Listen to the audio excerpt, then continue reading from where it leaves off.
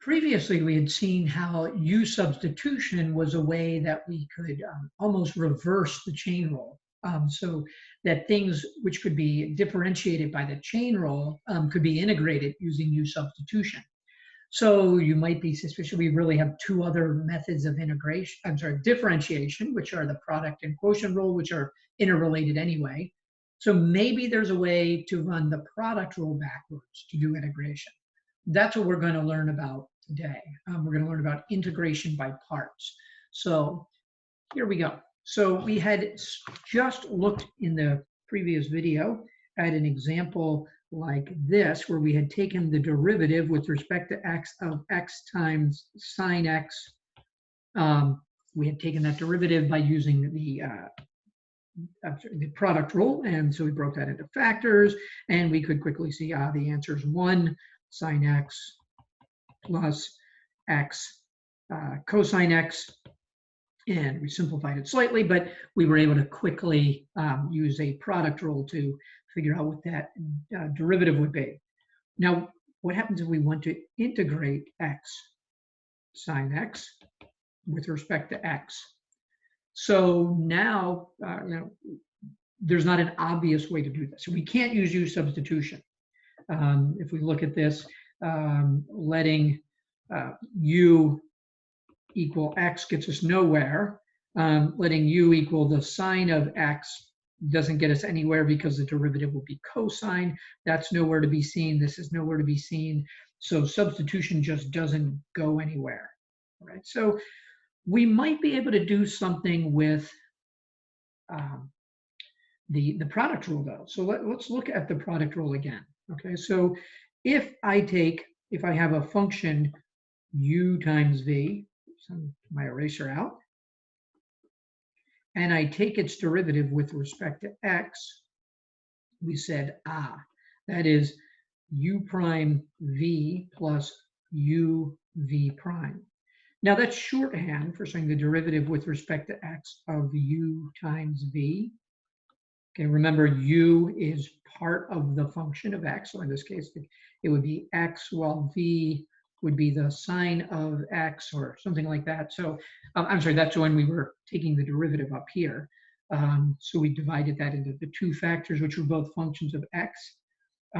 U prime was really du dx times V plus, and then V prime was really dv dx.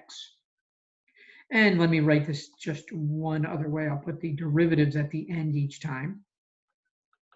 That's V times du dx plus U times dv dx. Now here's the crucial step.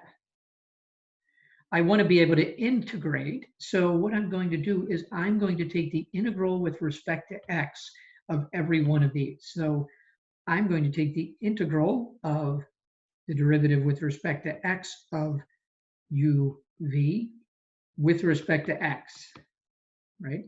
Then I'm going to take the integral of v du dx with respect to x plus the integral of u dv dx with respect to x. And something nice is going to happen each of these times. So let's look at what happens to this one. This one, we're integrating the derivative. And hopefully you understand that integrating the derivative would basically undo taking the derivative. There's a constant thrown on that we need to worry about, but we'll tack that on at the end. All right, so for now, we'll ignore the constant. So this they undo each other, all right? Over here, this is sort of like a chain rule. So we have a du dx integrated with respect to x. That leaves a du, and the same thing here. Sort of a chain rule connection leaves a dv. So this can be rewritten as u times v. We undid the derivative, would have to equal the integral of v du plus the integral of u dv. Now we're going to solve for that last term right here. So we're going to solve for u dv. And it's not going to be obvious how this helps us at all. In fact, this is going to look worse. You're going to wonder why this is a formula that we would want to have. So the integral of u dv is going to equal uv minus the integral of v du. So we've subtracted v du from uv, and so that leaves u dv by itself.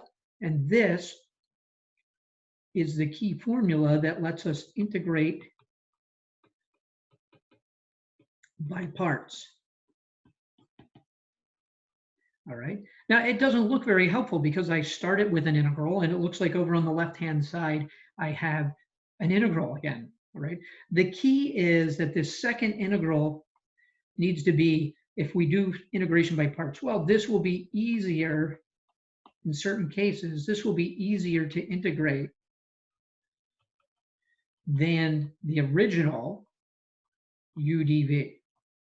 So we're always trying to order this so that the second integral will be something that we can either do from the memory list, or it will get closer to being something that we can do from the memory list, or even by u substitution. So we're working our way towards having something that we can solve.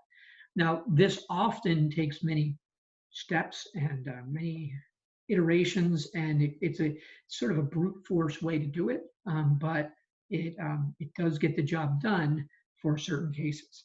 So in the remainder of this video, let's look at 3 cases where this works, actually 4 cases where this works very, very nicely. Let me keep my formula right there. So the first case is the one that we looked at the beginning of all of this, the integral of x times the sine of x with respect to x, right? So like the product rule, we're going to have to pick two things out. Okay, but the things that we're going to pick are the u and the dv, right? In this case, we're going to let u equal x, and we're going to let dv equals will equal the sine of x dx. All right. Now, you may wonder why I pick those things. Because the reason we're going to do that is because what I have to do is I have to differentiate u to get du. Technically, we're taking du dx, which would be 1, but then we'll multiply by dx. So du would be 1 dx. So that gives us a du that we can work with. And notice that got simpler. Okay, so the key is we picked u in such a way that du is much simpler than u.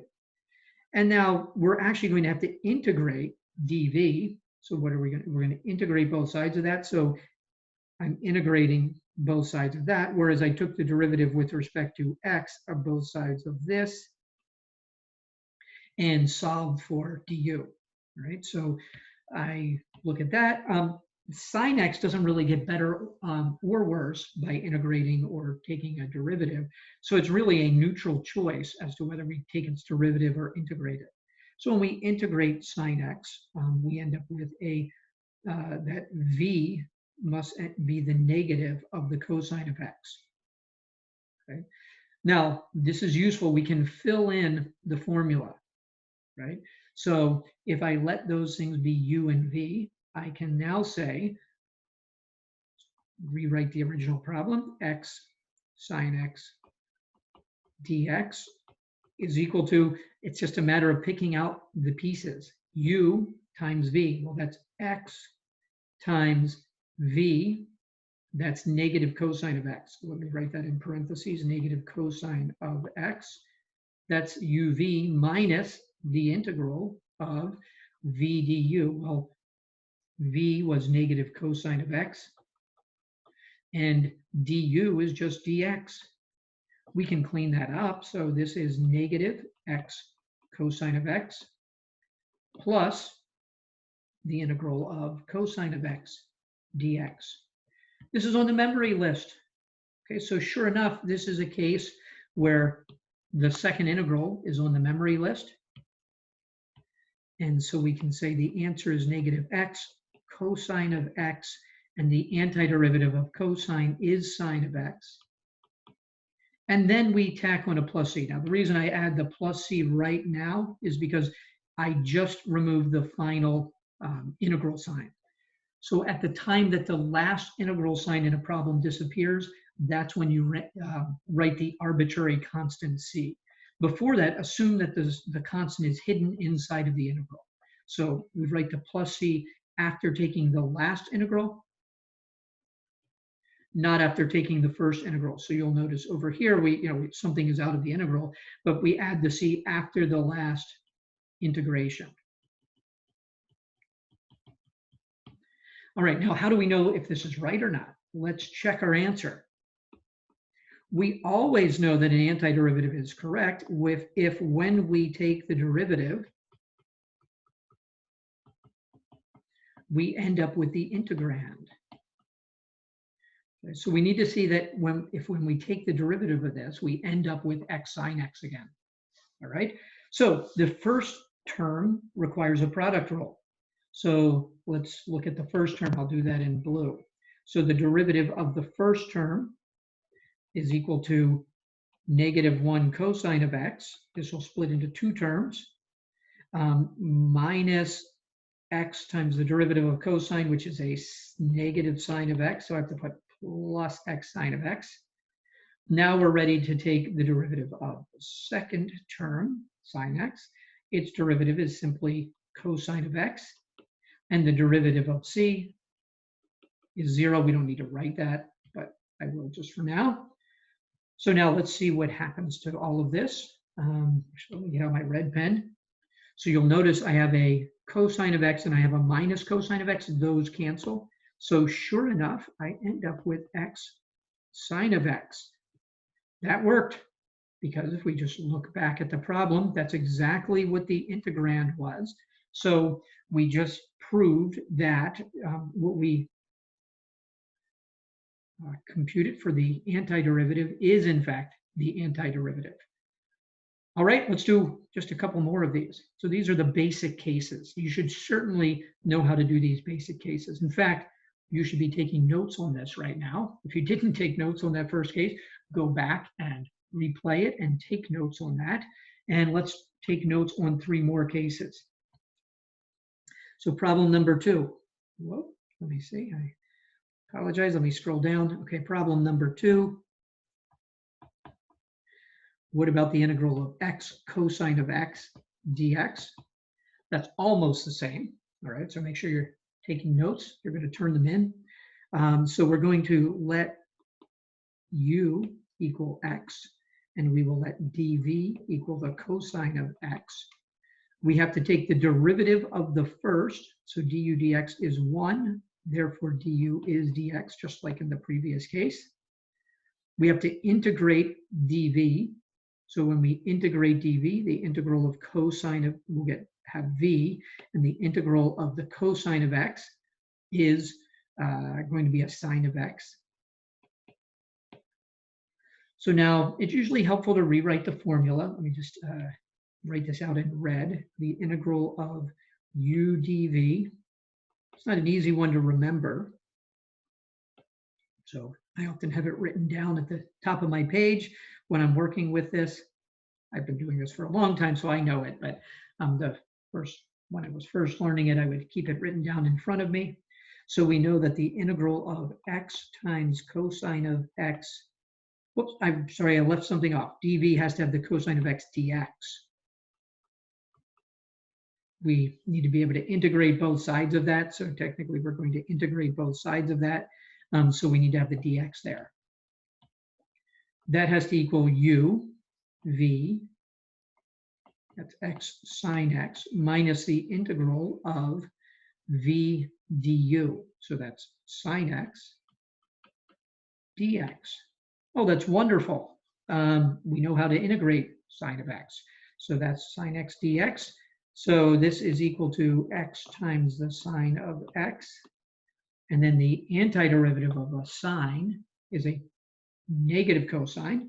So I will end up with a plus cosine of x plus c. Let's do a quick check. Is the derivative with respect to x of x sine x plus cosine of x plus c going to give me the integrand back again? It should. This splits into two terms, 1 times the sine of x, product rule, plus x times the cosine of x, plus, and then this will give me the derivative of that will be a negative sine x. So let me get rid of the plus sign and make it minus sine of x, and the constant gives me a 0. And sure enough, negative sine x and sine x, that's a times. Okay, so those two terms cancel, and we are left with x cosine x, which is exactly what we needed. Therefore, this is the right answer. Let's do another example. Okay, so make sure you get that down. Pause if you need to see it. Okay, there's the whole example. You could stop the video if you need to copy anything. Let's move on to example 3.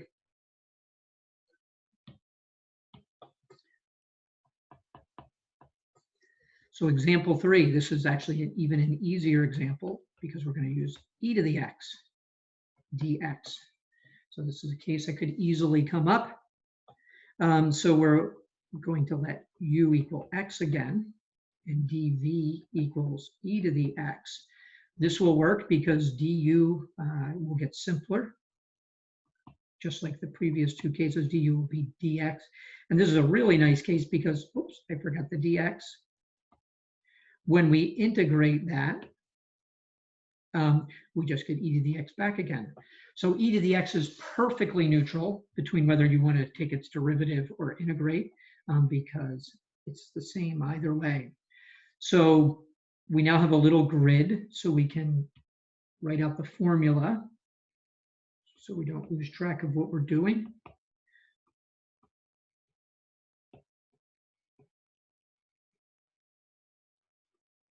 That's a u there, and that is a v. Okay, so now it's just a matter of filling in the formula. Let's go back to black here. The integral of u was x, dv was e to the x dx. Good check, that's the original problem. Equals u times v, that's x times e to the x, minus the integral of v du. So that's e to the x dx. So by writing out the grid, it's just then a matter of filling in the formula. And now I can see what the answer will be, x e to the x. Oh, we know the antiderivative of e to the x, it's e to the x, so the answer should be minus e to the x plus any arbitrary constant. Quick check.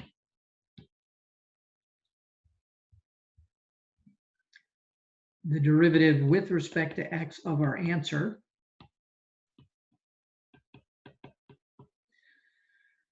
will be, first term will be 1 times e to the x. Remember, this splits into two terms, plus x e to the x. This will give us a term of minus e to the x, and the derivative of c is 0. And once again, e to the x minus e to the x cancel. This equals x e to the x, which is exactly what we needed it to equal. So we did, in fact, get the right antiderivative. Okay, so notice the antiderivatives are always a little bit longer, sort of like when we take the product rule, one term becomes 2. Our antiderivatives always get longer when we use integration by parts. So it can be frustrating because the answers get uglier rather than prettier, but they are, in fact, the answers. Let's do one last one. This is going to break the pattern slightly, which will set us up for our next video. Okay, so let's follow the pattern we had before. We're going to have to do a little crossing out. This will not work. And let's see why. Okay, so there's no problem with du. Du would just equal dx again. Du dx is 1, so du equals dx. But there's a problem here. We don't know what the antiderivative of ln of x is. It's not on our memory list. It's not 1 over x. That's the derivative of ln of x. So this doesn't work. So let me just cross this out. This is just wrong. It just doesn't work. Worked every other time. So let's see if reversing these things works. And that would mean that dv would have to be what's left, x dx. Okay, so if I take the derivative of the first thing, du dx would be 1 over x. So du equals 1 over x dx, right? And what does v equal? V is the antiderivative of x, so that's x squared over 2. So we have all of the pieces. Let's see what happens when we put them together. So we have the integral. Let's just write the formula just to make sure we have all of the parts together. There are a lot of things to keep track of. Minus v du. All right, and now let's plug in, right? Make sure it works. How about the keyboard there? Let me go to black again. So this becomes the integral of ln x times x dx, which is equivalent to x ln of x dx. Okay, so it is the same as our original. uv becomes, let's put this out in front, x squared over 2 ln of x minus the integral of v du. Okay, so v is x squared over 2, du is 1 over x dx. Good things are going to happen in that second integral. So remember, we always want the last integral to be easier to work with than what we started with. So if we look at that, we'll have a 1/2 that comes out, and we're left with x squared divided by x, that is x dx. So we can copy down the first term, the uv, minus what is the antiderivative of x? It's x squared over 2, so we end up with x squared over 4, because of the extra 1/2 in front, plus a c, right? We can quickly check that that is in fact correct. Let's do this in red. What about the derivative with respect to x of x squared over 2 times ln of x minus x squared over 4 plus c? Let's go ahead and take the derivative in two terms. The first, the term of x squared, the derivative of x squared over 2 is just x times ln of x plus x squared over 2 times 1 over x, right? And then we have to subtract the derivative of x squared over 4, which should be 2x over 4 or x over 2. And then we're going to tack on 0 for the c.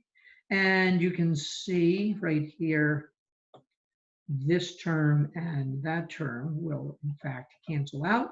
So we're left with x times ln of x, which is exactly the problem that we started with.